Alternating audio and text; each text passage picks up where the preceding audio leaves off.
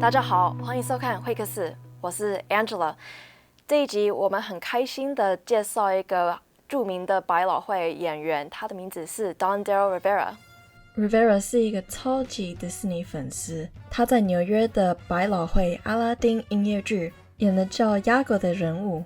在1992年的原版动画电影中，这个人物其实是一只鹦鹉，但是在百老汇的音乐剧 Iago 其实是一个真实的人。目前 Rivera 在纽约的 New Amsterdam 戏院上演8场演出。除此之外， Rivera 也是一个作曲家和剧作家。当他不在纽约表演的时候，他会陪伴妻子 Kate 和他的女儿 Eloise。好的，我们很开心欢迎和介绍今天的来宾 Don Darryl Rivera 来跟我们多聊一聊他自己的事业和经历，在迪士尼的百老汇阿拉丁音乐剧表演。For joining us here at Sino TV. Today I'm talking to Don Darryl Rivera, who originates the role of Iago of the Broadway Aladdin show. Welcome, and thank you so much for being here. I just wanted to kick this off and say, it must be really tiring working so many shows and stuff. How do you keep yourself fresh for all these engagements? That's a really great question. Thank you for having me on the show. So, one thing that really keeps me energized are the audiences, right? Like, people come from all over the world to come see a Broadway show, and maybe this is somebody's first time to New York City, maybe this is their first Broadway show, maybe this is their 100th Broadway show, and it's a really special thing for them.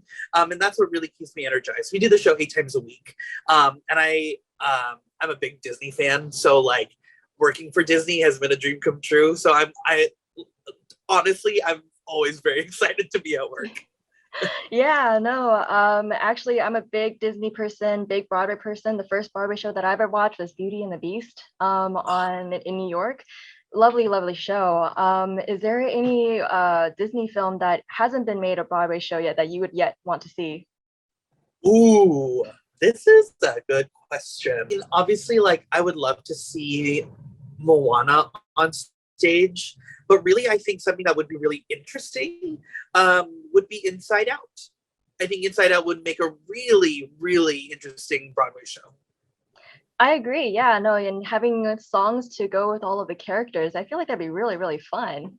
Right? Yeah. Yes, I agree. Let's do it. You and me. We'll work on this together. If I were a songwriter, maybe. Although I did see, when doing a little bit of research, I saw that you were a little bit of a playwright and composer yourself. Could you? That's correct.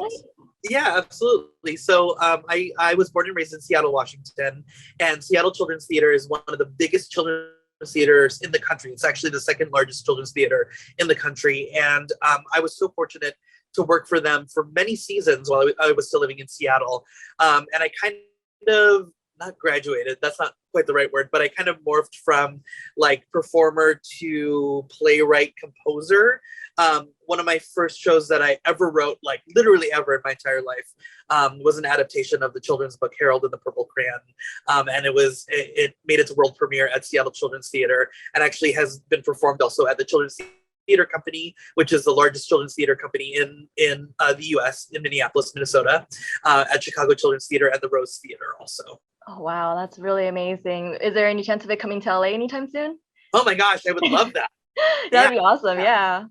Well, speaking on children, I was actually kind of curious about your upbringing. I saw that you're a child of immigrant parents, and as one myself, I and a lot of friends who were children of immigrants as well, we were all very much pressured to sort of pursue jobs and stuff that were practical and maybe discouraged from the arts. And I wanted to hear about your upbringing and whether your parents were very supportive of your past. This is a great question, because I mean, we all really face this. So my parents, they really wanted to encourage a really deep root in Filipino culture, me growing up. So my dad actually started a Filipino folk dance group at my church/school, and we would do Filipino folk dance, right? So growing up, I had basketball practice on Thursday, and Friday night we would do the tinikling, right? Or learn Filipino folk dances. And the people that were originally in the Filipino folk dance group, all of us weren't Filipino. Like my friends were encouraged to join. So like my friends were learning about Filipino culture through the arts, through dance. And I was also like encouraged to sing and play piano. So, you know, I played piano starting at age 5, and I started singing at the age of 5 also. So like I would perform at birthdays, and we would do functions as Filipino folk dancers. And it was really cool to have this kind of understanding of who my parents were through art, or like where they came from through art. So they encouraged art from a very young age. Now, when it came to going to college, I said, you know, you guys, I think I'm really good at this, and I wanted to go to Cornish College of the Arts. And they said, okay, let's give it a shot. And I had done the best academically I had ever done in my academic career at Cornish College of the Arts, and I think they really saw that not only did I excel as a performer, but also as like a theater practitioner. And I think that really encouraged them to let me kind of fly and do this crazy thing called acting professionally. That's beautiful. No, that's a really incredible journey. Speaking to that a little bit, do you take anything from your heritage and sort of make it into Iago?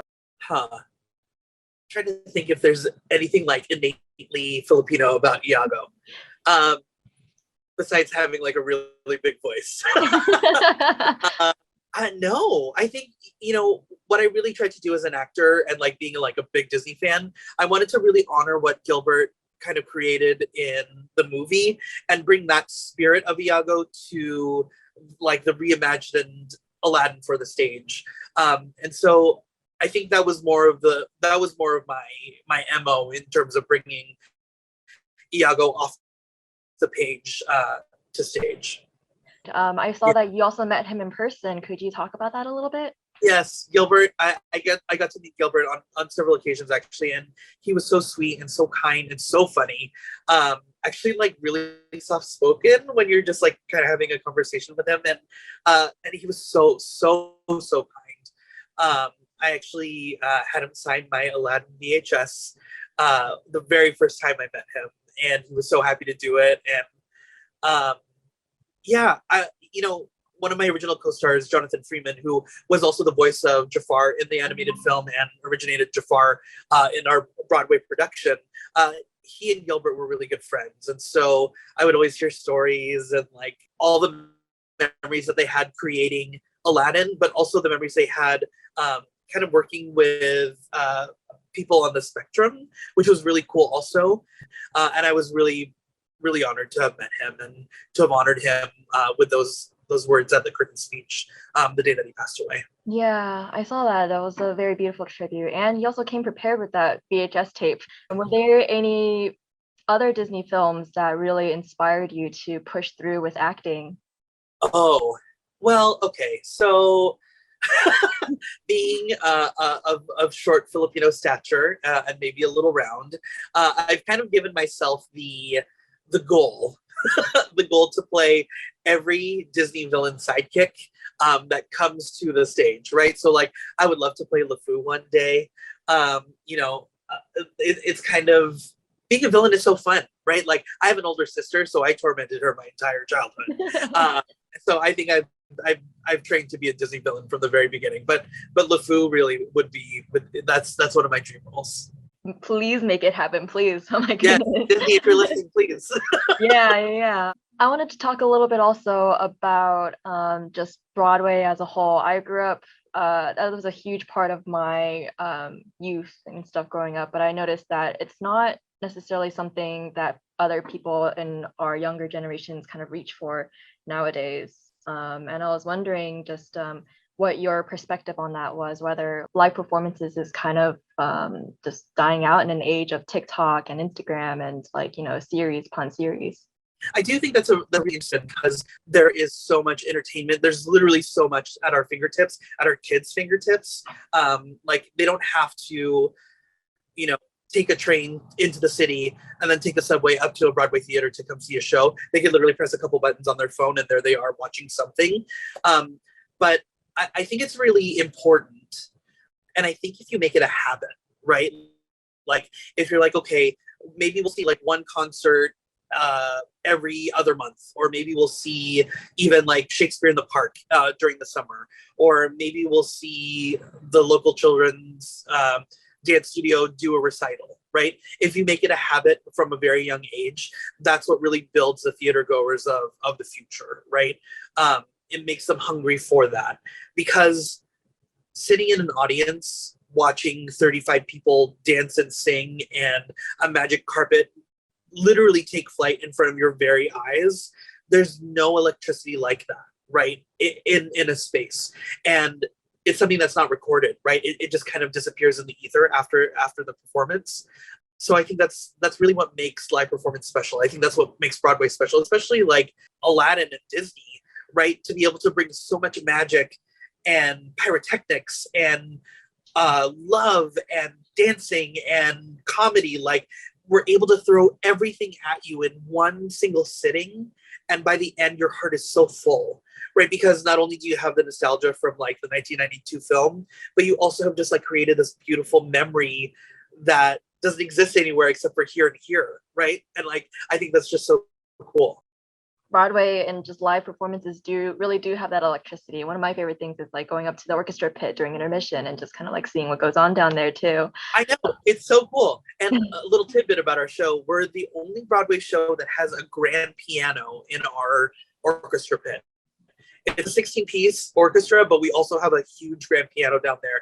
It's really something to behold. If you come to our show, do as told, come down to the orchestra pit during intermission, just take a little peek. I've never seen that before. It's That's really awesome. So neat. Wait, it's really cool. How do you fit a whole grand piano down there? It's tiny down I know. Disney magic. That's how they do it. They do it with Disney magic. Wonderfully put. Last question for you. Just speaking to introducing all of that stuff to, younger generations, how do you implement all that into your family? So this is an awesome question, and I thank you for asking this. Something that was really important in bringing my daughter up. My wife and I, we both work in theater.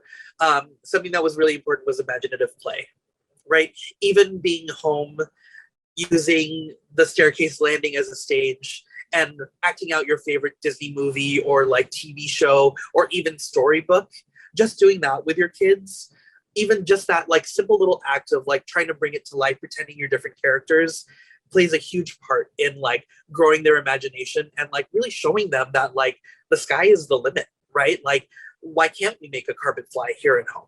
Like, how can we do that? How can we use our imaginations to make a genie come out of a lamp? Or how do we use our clothes to make a beautiful princess gown, right?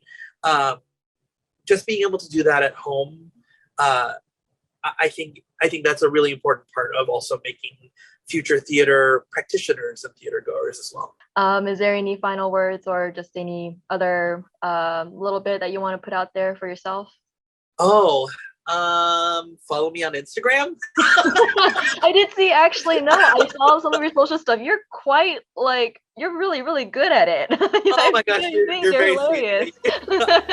That's about it for me, but I will let you go. Thank you so much again. And yeah, everyone watch Aladdin Broadway. I still have yet to see it. I need to go make it for that grand piano.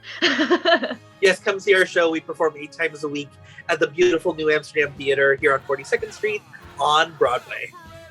Thank you so much. And that was Don Darryl Rivera. Yeah, have a good night where you are. Thank you. 好，那希望我们在纽约的观众能有空的时候就可以看一下阿拉丁的音乐剧。